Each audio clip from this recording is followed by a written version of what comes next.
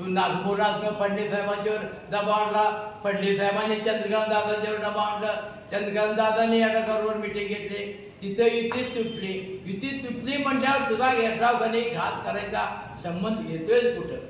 लोकांनी पशवलं त्यावेळेस तू कुठे गेला आणि तुझा ते चुरत भाऊ एवढं ते विजय पाटील आणि तुझ्या मतदारसंघात दत्तवाड मतदारसंघात तू काँग्रेसचा शहरचा अध्यक्ष असून मी भाजपचा प्रचार करावा म्हणून जाहीरपणे सांगतोय. हे कुठल्या नियमात बसले रे बाबा? संजय पाटील तुझी जर कुळीमुळी काढायची झाली अजून बरंच काढावं लागेल. त्या बँकेचं तिथल्या खासदारने फक्त तुला 35 कोटीवर मिटवायचं होतं. तिथं मिटवतो म्हणून शब्द दिला ते अजून मिटलं नाही. ग्राहक न्यायालयामध्ये आम्ही संचालक सगळे हेलपाट मागतोय आणि तू आपलं नाव होतं त्यानं कमी केलं आहे आणि तू आज एक सोज्वळ म्हणजे एक धर्मात्मा सारखा वाजतो तू.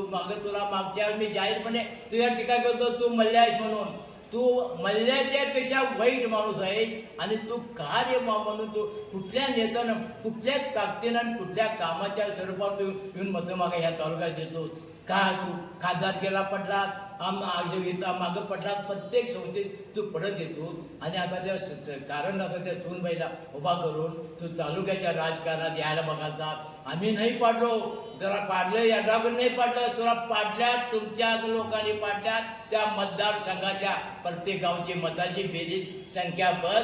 त्यामुळे तू 5,000 5,500 मतं घेतो, 4,000 मतानं पडतो उमेदवारापेक्षा. तुला काय तुझी लायकी आहे? बाप लेक दोघंच म्हणजे तुमचा पक्ष. भाजप तुझ्या सगळ्या भानगड्या काढायच्या झाल्या तर भयानक आहे.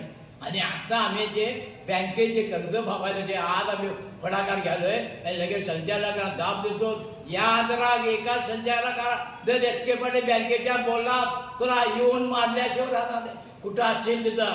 दुसरं सांगतो, 1 महिन्यात ह्या संचालकांच्या नावाचा बोजा जर नाही कमी झाला तर तुझ्या घराला कुलूप घातल्याशिवाय सांगणार नाही.